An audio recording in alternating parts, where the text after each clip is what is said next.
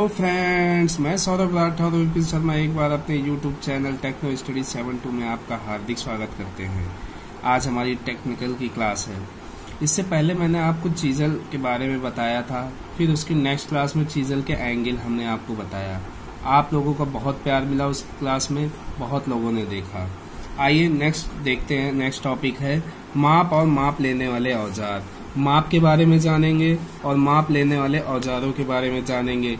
इसी क्रम में हम पढ़ते रहेंगे, सारे पढ़ते चले जाएंगे। उसके बाद स्टील रूल, वर्नियर कैलिपर, ऐसे ही माइक्रोमीटर, इसी लाइन से हम सारे जितने इंस्ट्रूमेंट हैं वो सब हम पढ़ते चले जाएंगे। तो आइए आज स्टार्ट करते हैं माप और माप लेने वाले औजार। सबसे पहले जानते हैं माप क्या होता है।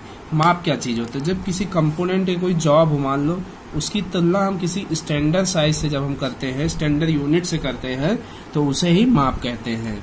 समझ में आया आपको? जब कोई जॉब है या कोई कंपोनेंट है, उसकी तुलना किसी हम एक स्टैंडर्ड यूनिट मान लेते हैं, कोई एक स्टैंडर्ड यूनिट उससे करने लगते हैं, तो उसे ही हम माप कहते हैं। आइए देखते हैं परिभाषा क्या है। कंपोनेंट या जॉब या वर्कपीस के साइज को किसी स्टैंडर्ड यूनिट में निर्धारित करने, किसी एक स्टैंडर्ड यूनिट में निर्धारित कर दो, उसको करने को माप या मेजरमेंट कहते हैं। समझ में आया आपको कि अगर उसको स्टैंडर्ड यूनिट में निर्धारित करने को माप या मेजरमेंट कहते हैं। और माप लेने वाले टूल को मेजरिंग टूल्स कहते हैं। जिन टूलों से हम माप लेते हैं उनको मेजरिंग टूल्स कहते हैं। अब देखते हैं लंबाई की बेस यूनिट जो होती है वो मीटर होती है। लंबाई की जो हमारी बेस यूनिट है वो मीटर होती है। कैसे होती है आइए हम दिखाते हैं। 1 मीटर बराबर 1000 mm होता है, मिलीमीटर होता है। 1 मीटर में 1000 मिलीमीटर होता है। और 1 सेंटीमीटर में 10 मिलीमीटर होता है। 1 सेंटीमीटर में 10 मिलीमीटर होता है। और 1 मिलीमीटर में 1000 माइक्रोन होता है। ये आपसे बहुत पूछता है क्वेश्चन कि 1 mm में कितने माइक्रोन होते हैं, तो आपको बताना होगा 1000 माइक्रोन होते हैं। कितने होते हैं 1 mm में? 1000 माइक्रोन होते हैं। और 1 माइक्रोन में 0.001 mm होता है। ये भी पूछता है कि 1 माइक्रोन में कितने mm होते हैं, तो इसी का अपोजिट मतलब 1/1000 mm हो जाएगा।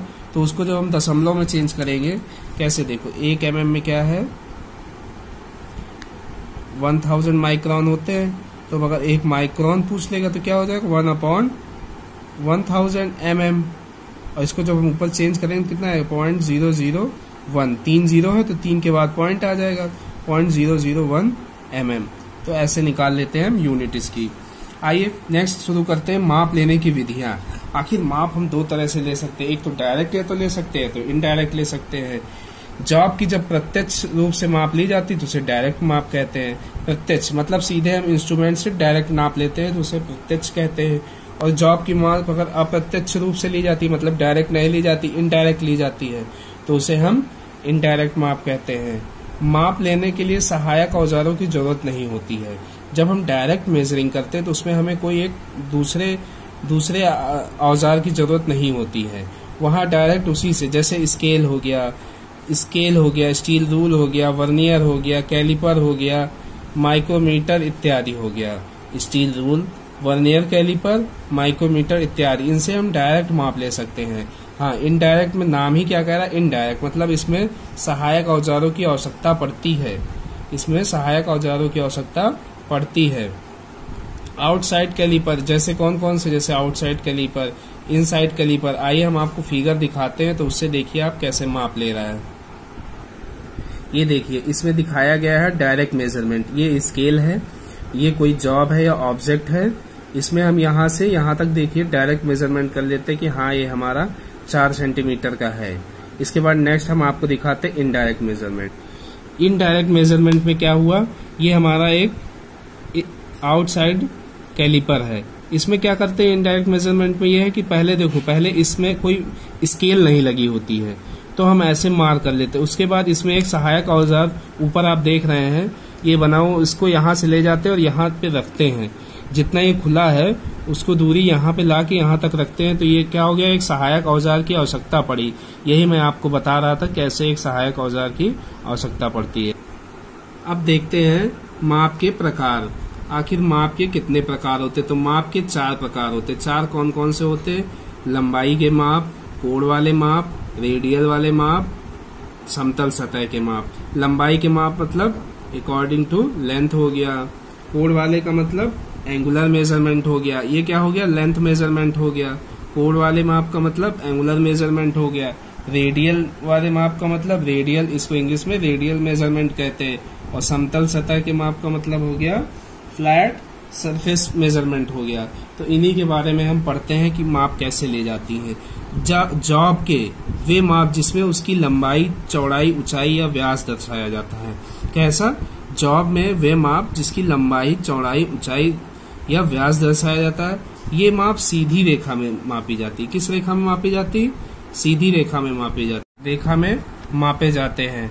उन्हें लंबाई की माप कहते हैं। उन्हें कैसे माप कहते हैं? लंबाई की माप। जो सीधी रेखा में मापे जाते हैं उन्हें लंबाई। भाई सीधी रेखा है मतलब कोई जॉब है, इसकी मोटाई हो गई, चौड़ाई हो गई, इसको नापने के लिए हम एक सीधी रेखा में नापते हैं, तो उसे ही क्या कहते हैं?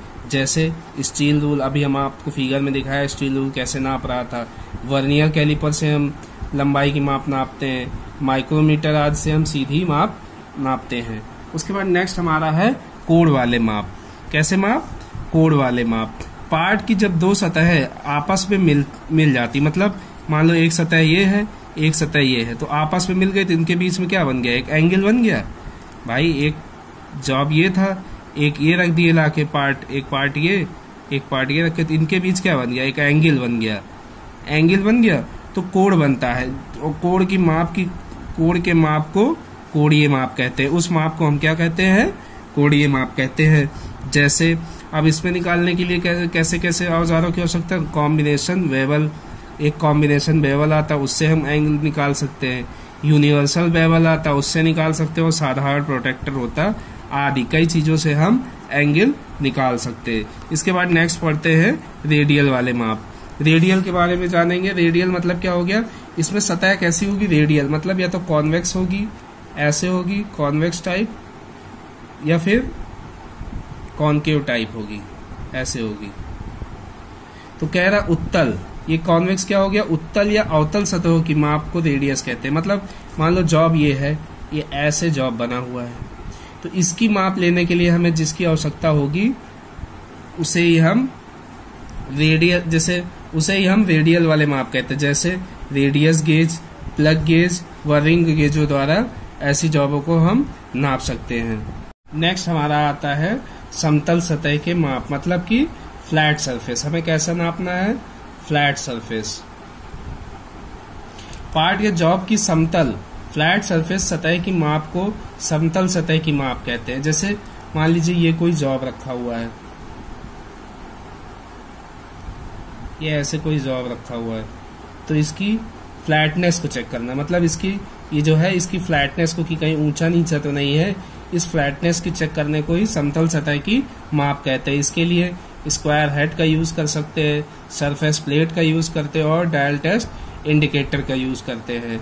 तो हमने आपको क्या बताया? माप के प्रकार बताए। माप के प्रकार 4 प्रकार के होते हैं: लंबाई के माप, कोण वाले माप, रेडियल वाले माप और समतल सतह के माप। इसके बाद हम इसमें माप में सबसे पहला टॉपिक स्टील रूल के बारे में जान लेते हैं कि स्टील रूल क्या होता है। आइए देखते हैं स्टील रूल।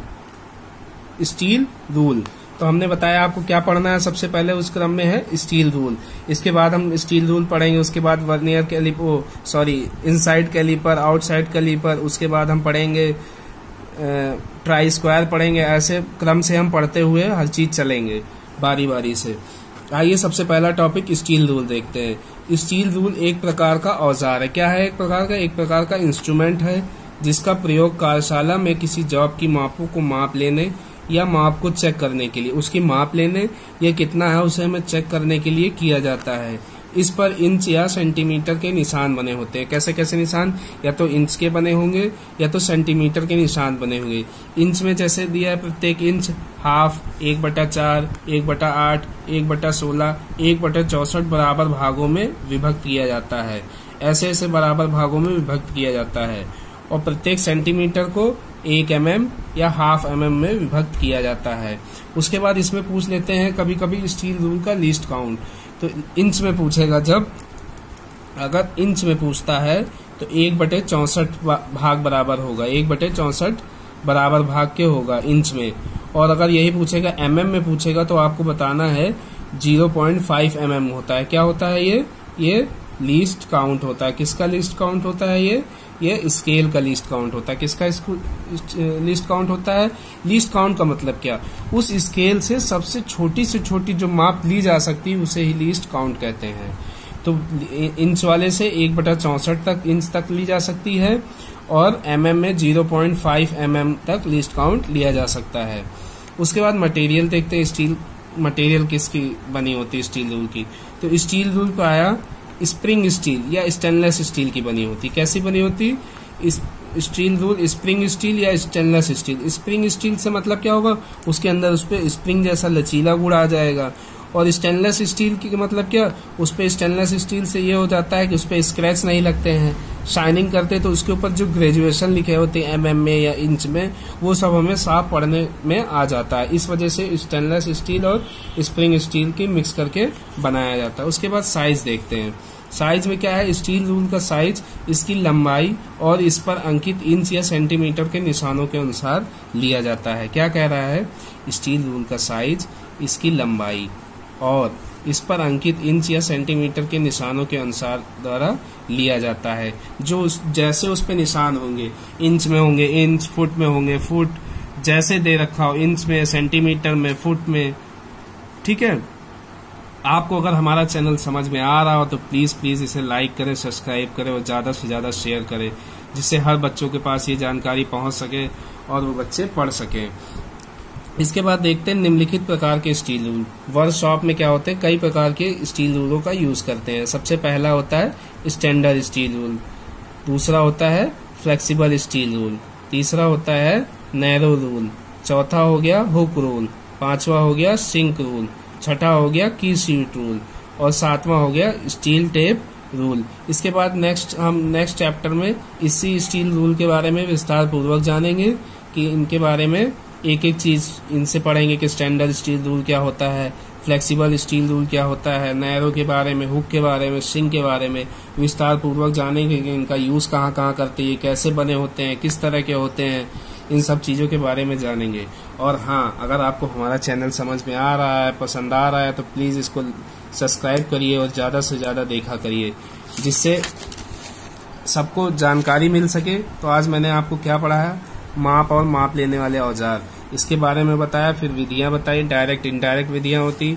फिर माप के प्रकार आपको बताएं, लंबाई के अनुसार कोण वाले माप, रेडियल वाले माप, समतल सतह के माप। इसके बाद हमने आपको स्टील रूल के बारे में पढ़ाया। अगर आपको हमारी वीडियो अच्छी लग रही हो तो प्लीज लाइक करें, सब्सक्राइब करें और शेयर करें। धन्यवाद।